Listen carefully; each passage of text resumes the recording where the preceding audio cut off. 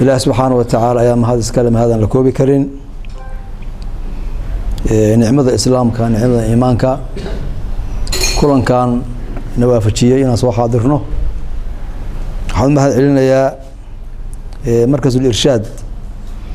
وكلن كان قام قابضي صلاها كنتي ما عرفت نقولنا مرتقاضي إن قصة الدسية لو بهنا أنا لو ما عرفتي أنا قصة ديارين وحتى ما بيقول له أنا برنامج كبا مرك الحمد لله هذا قصة جاري إن شاء الله أفكار علماء يبقى كفاية سنة يقونيها كإن شاء الله الجوجة وحن كله ما علينا يا ولكن الشيخ عبد الله قرون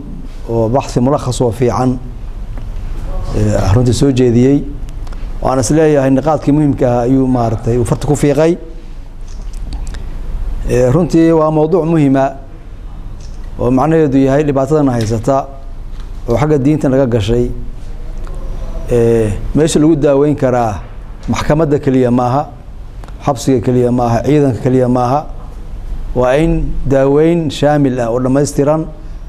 oo ballaaran in la qabto ayaa la tilmaamaya meesha lagu tilmaamayaa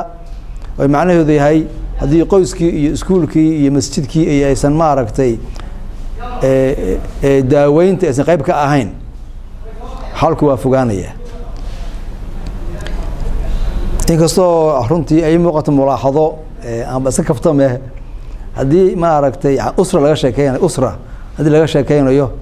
hooyana maqan tahay waxay ila tahay xoogaa waxbaa ma aragtay ku jira meeshaas marka inay yani wax ka joogaan noocan ma ayuu dee aadaabteeda loo akhlaaqdeeda lahoo fadhigeeda la fiican laakiin haddana inay ka maqnaadaan meeshiina waxa loo sheekeynaya ay usra ay tahay xoogaa mulaxadaas way muuqataa waxay ila tahay insha allah waxaan samayn doonaa kulamada kale inta ka ballaaran ayaa la samayn doonaa tan kale waxaa weeye inta aan laga hadlin qoyska kaalintiisa iyo madrasada kaalinteeda waxaa ka horeysa horta in dalku leeyahay siyaasad caam ah dalku inuu leeyahay aragti caam ah oo mushkiladan lagu daaweynayo oo noo qoran oo marka la qaybiyo qaybtii madrasada qaybtii maxaan ku rahaa ma aragtay guriga qaybtii warbaahinta laakiin haddii midii guud ay maqan tahay waxaa dhib ah sidii ma aragtay tii kale loo qaban lahaa waxaana ii muuqataa runtii in midda caamka ay naga maqan tahay waxaa ii muuqataa xataa inaan la fahamsaneen waxaad la dagaalamayaa maxay yihiin xataa weli inaan xataa la isla qeexin oo aan farta lagu fiiqin ba ii muuqato oo ninba uu si u fahmay ninba u fahmay in ma aragtay waxa la yiraahdo wadaad la dagaalamayo ninba u fahmay gabadha xijaaban ninba u fahmay niqaabka ninba u fahmay maxaan ku raahaa ninba meel ku dhufanaya marka humaagaas ilaa laga baxo oo cadawga si fiican loo tilmaamayo loo qeexayo waxay ila tahay runtii wareer baa ka imaanaya marka haddii guud ahaan dalkii siyaasadiisa caamka ay ku aadan mowduucan aysan weli saldhigan hadda markaa qoys Soomaali oo la diriraya ama dagaal kula jira sidii maanta qadar loo heli lahaa ama quraac loo heli lahaa in mowduucan ay maarta runtii wax ka gartaan ama wax ka qabta waa adkaanaysa si ila tahay marka runtii in siyaasadda caamka la dejiyo lagana baxo isbaraambarka iyo yani isfaham la'aanta waa soo jeedin lahaa oo kadib markaas qolo kasta ay kaalinteeda ay qaadato oo laga baxo mowqifkan la oran karo dadka qaar baa ilaa dhexdhexaad baan nahay qaar baa oranay maxaa nooga jira qaar baa oranay maxaa la iska rabaa garatay qaar baa oranaya kuwaas maxay isdhaamaan dadka qaar baa oranaya arkaysaa marka waxa runtii inta lagu jiro walbahaarkaas xal la gaari maayo ilaa hadda waxa hadla ama mowduucan ka hadla ama mowduucan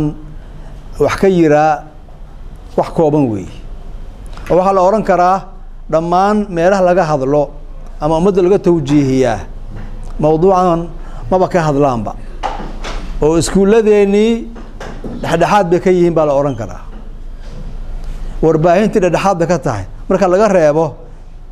telefishinka maxaan ku waraa dawladda iyo idaacadooda laga yaabaa dhammaan telefishinada kale warbaahinta kale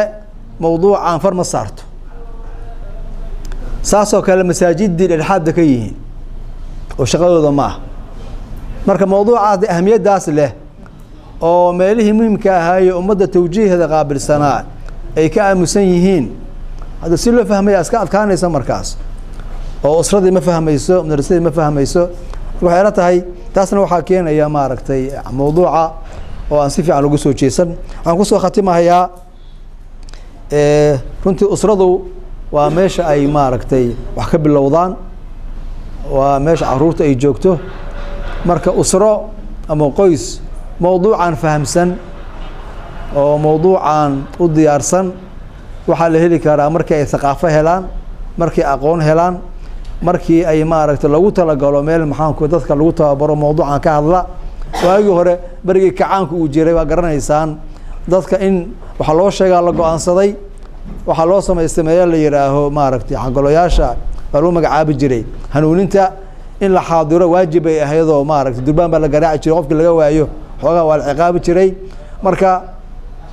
waxay la tahay ilaa la soo celinhayo in la abaabulo tawjiih iyo hanuunin caam ah oo qof kasta uu maaragtay uu galayo imaanayo ka faa'iideysanayo waxay la tahay thaqaafada loo baahnaa la heli maayo ilaahay subxaanahu wa tacaala kuwii dhibkan ka baxa allah naga dhigo waana mahadsantihiin assalaamu calaykum waraxmatullahi wabarakaatu